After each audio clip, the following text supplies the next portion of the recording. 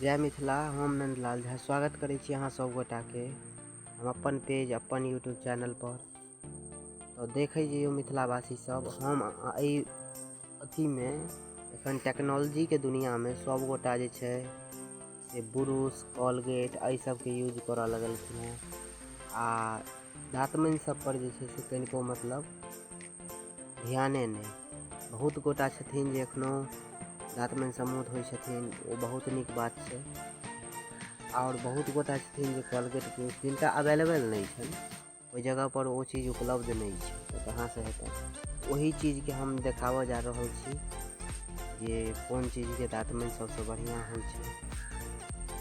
एहि दाँतमनि के बेस पर देखियो, पहिला नंबर में जे छै से देखियो भैंटक गाछ, ई जे देखा रहल है ई भैंटक गाछ छै, एकर दाँतमनि होइ छै। सर्वप्रथम नंबर में भैंटक गाछ छै, जकर दाँतमनि बहुत सुंदर होइ छै। कुच्ची भी बहुत बढ़िया होइ छै आ ई एकर दाँतमनि बहुत नीक होइ छै। हम खास तरह से डेली यही से यूज कर रहल छी, हमरा बहुत नीक लगैया। ई नहीं छै जे हमरा लग में ब्रूश या कोलगेट के पाई नहीं है जे हम मतलब खरीद के यूज करब, से बात नहीं छै। हमरा पर्सनली ठीक बुझाइया तें हम यूज करै छी।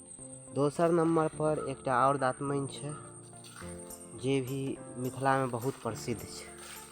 हमरा ओतऽ तक भेटैया, अहाँ ओतऽ भेटैया नहीं भेटैया से नहीं पता। देखिए ई गाछ जे देख रहल छी, ई साहर के गाछ छै। वह साहर छै जकर दाँतमनि दाँत धोला से दाँत में दर्द जल्दी उत्पन्न नहीं होइ छै। बहुत नीक ई दाँतमनि होइ छै आ ओहू के दाँतमनि के कुच्ची बहुत सुंदर होइ छै। केहन लागल अहाँके ई वीडियो तो काफ़ी छोट बनलैया, लेकिन हमरा नहीं जरूरी है नमराबऽ के वीडियो के, किया तऽ हमरा अहाँ सबके जानकारी देबऽ के लिए।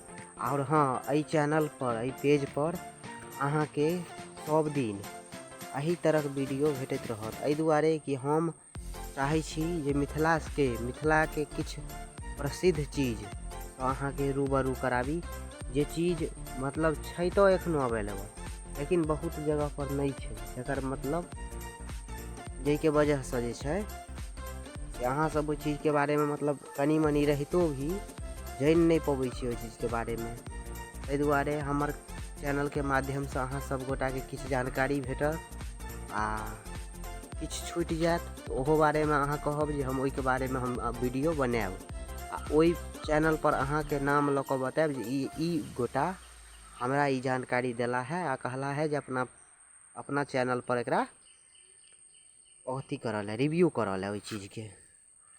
वीडियो केहन लागल है, वीडियो के बारे में अहाँ कमेंट में जरूर बताएब। और हाँ, एकटा चीज़ और हम बता दी, हमरा पास कोनो तरह कैमरा तैमरा नहीं है, मोबाइल से वीडियो बनबै छी, ने माइक एखन माइको नहीं लेने छी, हम झूठ नहीं बजै छी। माइक जहिया लेब तहिया वीडियो बढ़िया बनतै, एखन माइक नहीं छियै लेने। वीडियो केहन लागल है, वीडियो के बारे में सेहो बताएब। और हाँ, चैनल पर नया है तो सब्सक्राइब जरूर कऽ लेब, ताकि हमरा किछु रीच भेटत, जैसे कि हम जे छै से आगू बढ़ि सकी और भी मिथिला में नया नया कंटेंट, नया नया क्राइटेरिया ई सब लऽ कऽ आबी। तब भेटै छी नया का वीडियो में फेर से।